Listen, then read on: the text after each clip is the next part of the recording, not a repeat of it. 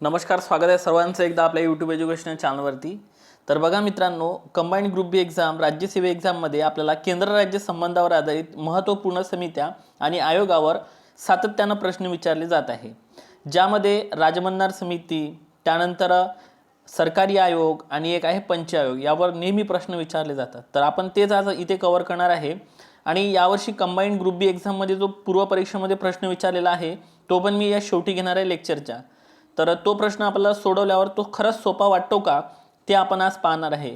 आणि आज याच्यातून एक निष्कर्ष हा पण निघणार आहे की आपण जर अभ्यास करून गेलो तर कोणताच प्रश्न कठीण राहत नाही। ठीक आहे, तर तो बघूच प्रश्न आपण कोणता आहे। तर बघा, केंद्र राज्य संबंधामध्ये महत्त्वपूर्ण विषयक ज्या समित्या दिलेल्या आहे त्यामधील पहिली समिती आहे राजमन्नार समिती। तर राजमन्नार समिती ही 1969 आहे, हे पहिल्यांदा सर्वांनी लक्षात घ्या।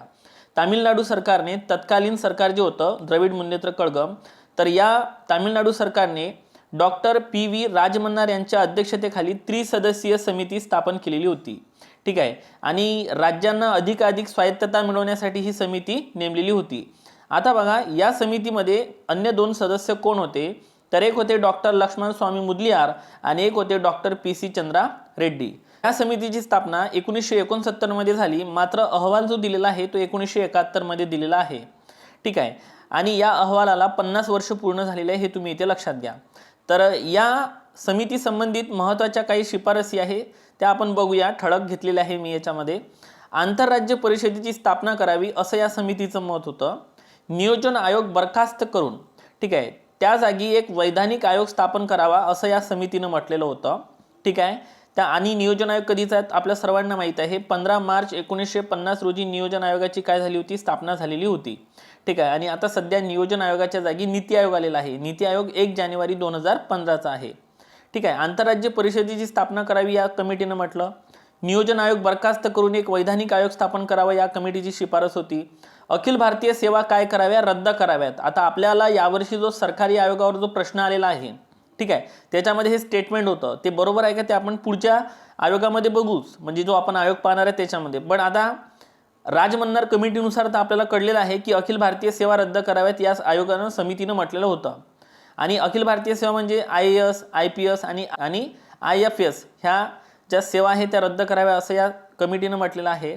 शेषाधिकार जे आहे, जे सध्या केंद्राकडे आहे, ते राज्यांना द्यावे असं या कमिटीनं म्हटलं होतं। आणि सर्वात महत्त्वाचं म्हणजे 356, 357, 365 ही कलमे रद्द करावी असे म्हटलं होतं, जी की राज्य आणीबाणी संबंधित आहे।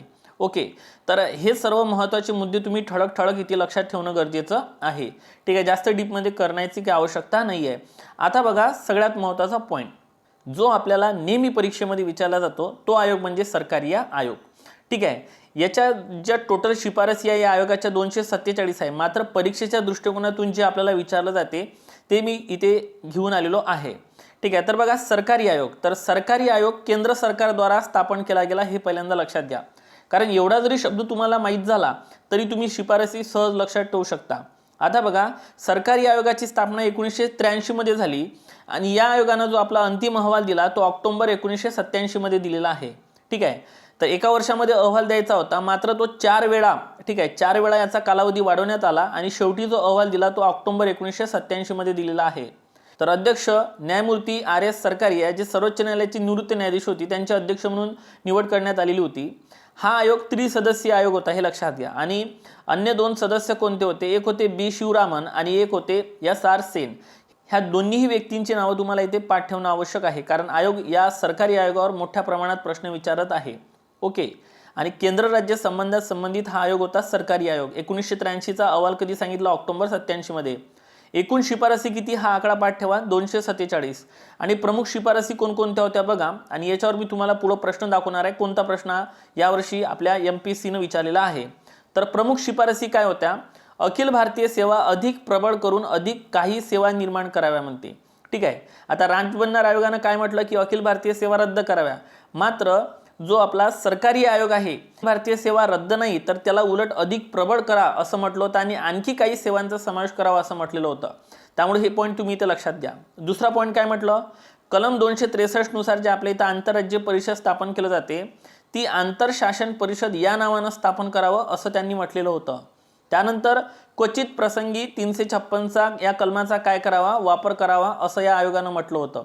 रद्द करा असं म्हटलेलं आहे का, नाही. आणि नंतर बघा 4, राज्यपालांच्या नियुक्तीसाठी मुख्यमंत्र्याशी विचारविनिमय करावा. ठीक आहे, म्हणजे लक्षात घ्या सगळं पॉझिटिव्ह आपल्याला शिफारसी दिसत आहे. नंतर पुढे बघा, नंतर 5वी जी शिफारस होती ती होती राष्ट्रीय विकास परिषदेचे नाव बदलून राष्ट्रीय अर्थ व विकास परिषद असं करावं. म्हणजे इथे पण आपण म्हणू शकतो इथं रद्द करा असं नाही म्हटलंय, तर त्याचं नाव बदलावा असं म्हटलेलं आहे. आणि विभागीय परिषदांची नव्याने काय करावी, रचना करावी. ओके. आणि महत्त्वाचं म्हणजे भाषिक अल्पसंख्याक आयुक्त हे पद पुन्हा कार्यान्वित करावं असं या आयोगानं सांगितलेलं होतं. त्यामुळे इथे पॉझिटिव्ह गोष्टी आहे हे तुम्ही इथे लक्षात घ्या. ओके.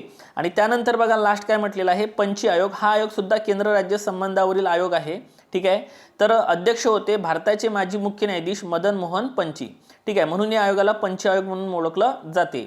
आणि या आयोगाची स्थापना कधीची आहे, 2007ची. कारण आयोगानं 2007 हे वर्ष विचारलेलं आहे वनलाइनरमध्ये, तर हे तुम्ही लक्षात घ्या. आता बघू आपण आयोगाने कोणता यावर्षी प्रश्न विचारलेला होता आणि त्याचं उत्तर तुम्हाला येते का ते एकदा बघा. तर बघा आयोगाने कोणता प्रश्न विचारला मग यावर्षी, तर सरकारी आयोग यासाठी अनुकूल होते. तर पहिल्यांदा एक लक्षात घ्या, सरकारी आयोगाची स्थापना 1983ची आहे आणि अहवाल जो आहे तो आहे 1987चा. ठीक आहे, हे एक बेसिक गोष्ट. आता आपण बघूया सरकारी आयोगानं काय म्हटलं. तर पहिलं काय म्हणत आहे, कशासाठी अनुकूल होतं, तर राज्यपाल पद रद्द करा असं म्हटलं का, नाही असं म्हटलेलं नाहीये. कारण उलट राज्यपालाची नियुक्ती करताना मुख्यमंत्र्याशी विचारविनिमय करावं असं सांगितलेलं आहे. त्यामुळं हे जे स्टेटमेंट आहे हे चुकीचं आहे. अखिल भारतीय सेवा रद्द करा म्हटलं का, नाही, त्यात आणखी प्रबळ करा असं म्हटलं होतं. मात्र राजबंधार आयोगानं रद्द करा असं म्हटलं होतं, पण आपल्याला सरकारी आयोग विचारलेला आहे, त्यामुळे दुसरं पण स्टेटमेंट चुकलं आहे. आणि आंतरराज्य परिषद रद्द करा असं म्हटलं का, नाही. ठीक आहे, तर तिचं नाव आंतरशासकीय परिषद असं करा असं म्हटलेलं होतं. म्हणजे मी तुम्हाला म्हटलं होतं की पॉझिटिव्ह गोष्टी होत्या, हे निगेटिव्ह रद्द वगैरे असं कोणतंच काही नव्हतं. त्यामुळं कशासाठी अनुकूल होते, तर यापैकी एकाहीसाठी ते अनुकूल नव्हते. ठीक आहे, म्हणजे ह्या गोष्टी ज्या शिफारसी आहे ह्या त्या आयोगानं केलेल्या नव्हत्या. त्यामुळे याचं सरळ उत्तर होतं 4थ्या क्रमांकाचं. म्हणजे तुमच्या आता एक गोष्ट सरळ लक्षात आलेली असेल की आपलं वाचन जर व्यवस्थित असलं तर प्रश्न कोणताही असू द्या तो चुकणार नाही. तर अशाच पद्धतीचे टॉपिक मी तुमच्यासाठी रोज घेऊन येत जाणार आहे. तोपर्यंत भेटूया आपण.